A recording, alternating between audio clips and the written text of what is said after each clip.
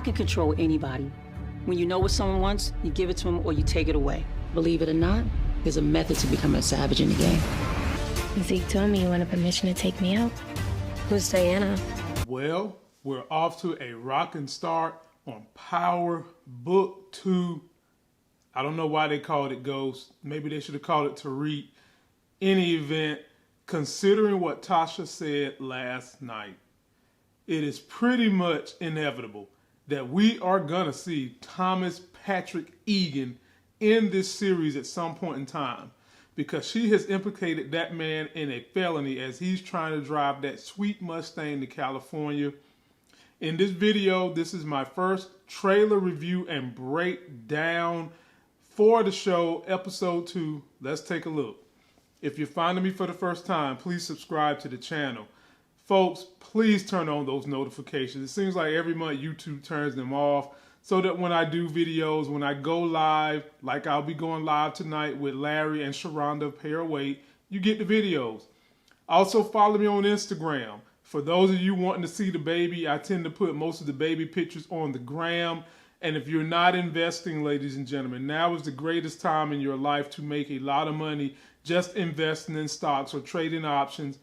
Download the Robinhood app. You'll get a free stock courtesy of Lamont Tyson. Link is in description. Let's watch a little bit more of the trailer. I can't do the full thing because they be trying to demonetize. But let's watch a little bit more of it and we'll pick apart the whole entire trailer. There's no such thing as a safe space for a kid like Tariq. I know you don't want me to say what I actually know to be true. I think that paper due the day after tomorrow. Whatever you got going on, I can help. I'm not lying. It's not the truth that matters. Very first scene, we see Queen Monet basically talking about you put the same discipline down for adults that you put down for kids by saying that if you know what somebody like, you give it to them or you take it away. That's the same kind of discipline you put down for children that you can use for adults. It doesn't change, ladies and gentlemen. And she is talking about Tariq. So whereas we think Tariq is vetting them like Ghost used to do, smart, intelligent, she's also vetting him. You see they flash by Tasha, who is trying to figure out what the hell is she gonna do up in jail to get through what they're trying to put on her now, which is a kingpin statute. I would love to see how she gets out of that. You see some random dude in Mary J. Blige's face, and then after that, you see the random dude gets punched in the face by Kane, who they are, it seems as though Kane is going to be like the new Kanan. You get it? Kanan. Because Homeboy is just erratic, he's hard, he's doing all the things 50 Cent's character used to do right now. And as he punches Homeboy to the floor, the mother, Monet, is just standing there looking at him like, you know what? N-word, that's what you get. So this is going to be interesting, ladies and gentlemen. We see Tariq. It looks like he's at the airport. I'm not quite sure. He's either at the airport or he's outside somewhere. And the very next clip, they cut to Diana. It looks like she's coming through something, possibly an airport or somewhere where they do, you have to go through the metal detectors, staring at Reek. In the very next scene, they cut to Reek in her face with her basically saying, you want to take me out, somebody else, I turned them down. And then they cut right back to Lauren, who likes Reek. And then they cut right back to Reek about to kiss Diana. Then they cut back to Reek about to kiss Lauren. So ladies and gentlemen, he doesn't know it, but he's becoming Ghost. Not James St. Patrick, but Ghost. He's got 2 women in a triangle, which is probably going to eventually lead to a fight. You know that's coming. And one of these girls is about the education and the other one is about street life. So let's just see how that plays out. And for those of you that are really following the small details, you got a light-skinned sister and you got a dark-skinned sister. And some folks is probably complaining about that.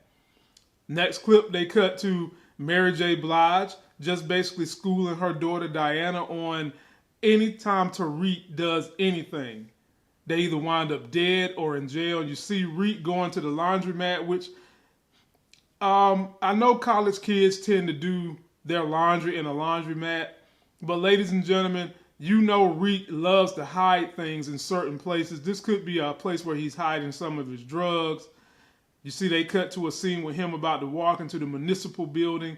And then they show Tasha on the phone with Reed telling him he needs to have a gun. He needs to be strapped. I think that one's plain and simple. You see Reed running, talking to his mom. Reed's got to be strapped just because, he's into the game now. And he's probably finally told the mom he's into the game, not via the phone because he ain't that stupid, but has highlighted the way they did in this last episode through their own kind of language about getting in the game. If y'all remember that phone call when he asked his mother about the girl from the daycare, that let her know that he's about to start slanging again, and she knows he's doing it now, and so she's basically wanting him to get a gun. We see Kane and somebody else that's associated with the family running through the streets. What the hell did they just do? They probably just robbed a liquor store or something. Who knows? And then we see Tasha St. Patrick Green in a studio, it looks like, getting her makeup done. She done came out of the orange jumpsuit. And as she's sitting in that mirror, we see another hottie from, it looks like, the DNC just telling her this is the best deal on the table.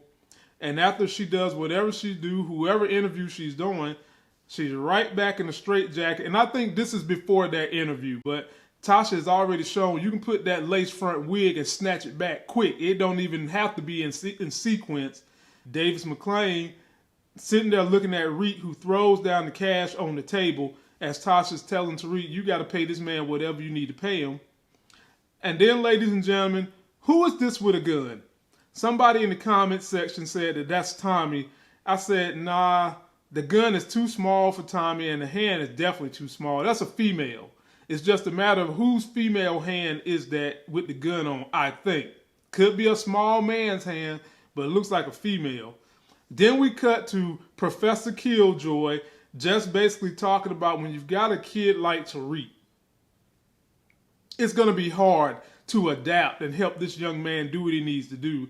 And then they showed the one teacher, the one professor that had Tariq's back, Miss Megram. And the thing is, ladies and gentlemen, you know that her and Professor Killjoy are going to get involved in something because they've got a little love interest in between them, and they're at some vigil. Do you actually think this vigil is for James St. Patrick? It would be hard for me to believe they're having a vigil for him at this point.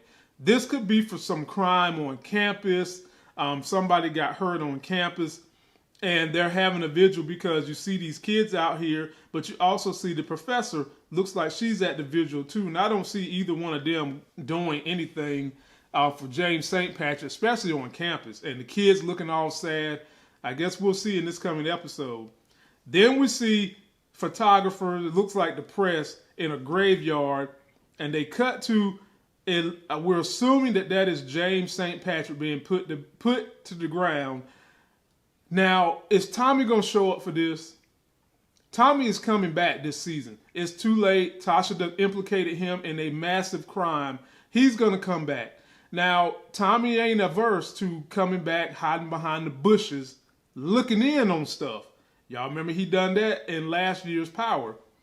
And this is obviously supposed to be for James St. Patrick.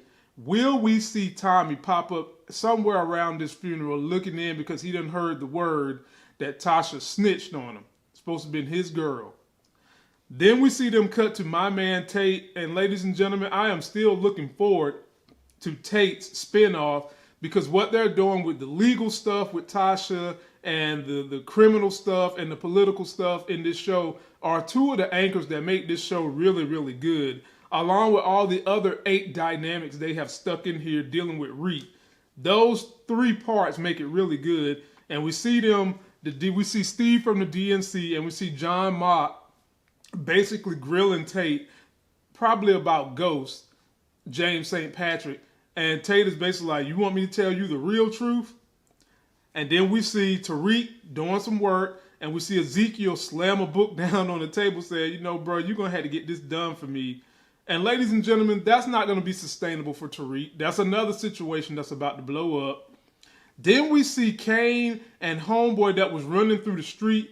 I think that the reason they was running probably takes place from whatever they're doing right here. He's about to punch somebody in the face and do something grimy. This is definitely the Kanan from Power's show in this show. And then we see Tariq looking down from the library on his empire, as I'm sure he's contemplating how he's going to get his drug cartel network going in college. And then they cut to a frame of him and Braden, and which basically this is going to be Tommy and Ghost, Braden and Tariq, but Braden is going to have to grow up a little bit. Braden is trying to be a college kid, which is, hey, that's what he's supposed to do right now. You party, you screw girls, you go to all these different things involving college.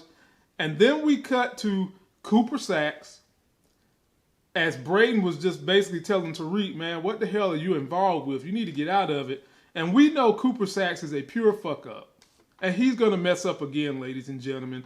It's just a matter of what is going to happen with him in the mess up. And will we get the backstory of why they call him this man Nancy? Me and my wife was like, did he start out a woman, then he transitioned to a man? I don't think that's the case. I just think that because he fucked up so bad, they were trying to humiliate him by calling him a woman. But maybe we'll see. And then they transition to someone who's dealing with money, and I don't know if that's going to be someone on Tariq's team, or is that someone Monet already got in the bag. Considering they put this clip right after he talked to Braden, maybe that's a connect with Braden. And then we see Tariq going into a building, and we know Tariq loves to sneak into places. He was sneaking into Tommy's warehouse last season. And then we see on the tail end of this trailer, Tasha yelling at Davis McClain, and Davis McClain explaining to her that the truth is not always what it seems, and you need to get me a good story so I can get your ass up out of this jail. And ladies and gentlemen, that is the review of episode 2 trailer. Episode comes out Sunday. So far, I'm loving the show. I didn't even really think twice about Ghost, where a lot of you guys are feeling like as soon as Tasha gets out of jail, and as soon as they let you know whether or not there's Ghost in the casket and they put him in the ground, some of y'all are saying y'all gonna jet. I don't think so, because so far the writing seems to be very well. And what did we expect with Courtney Kemp other than a few snafus? And the storylines they have put in place for Tariq and some of the other characters seems to be really, really good and enough to keep me intrigued. You guys leave me all your comments on what you think is going to happen in this episode and what did I miss in the trailer review. That's going to do it for this video. Don't forget to like the video, comment, subscribe. Get yourself that life game.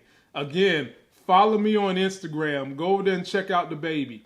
Be sure to join me and Larry and Sharonda live tonight, 9 p.m.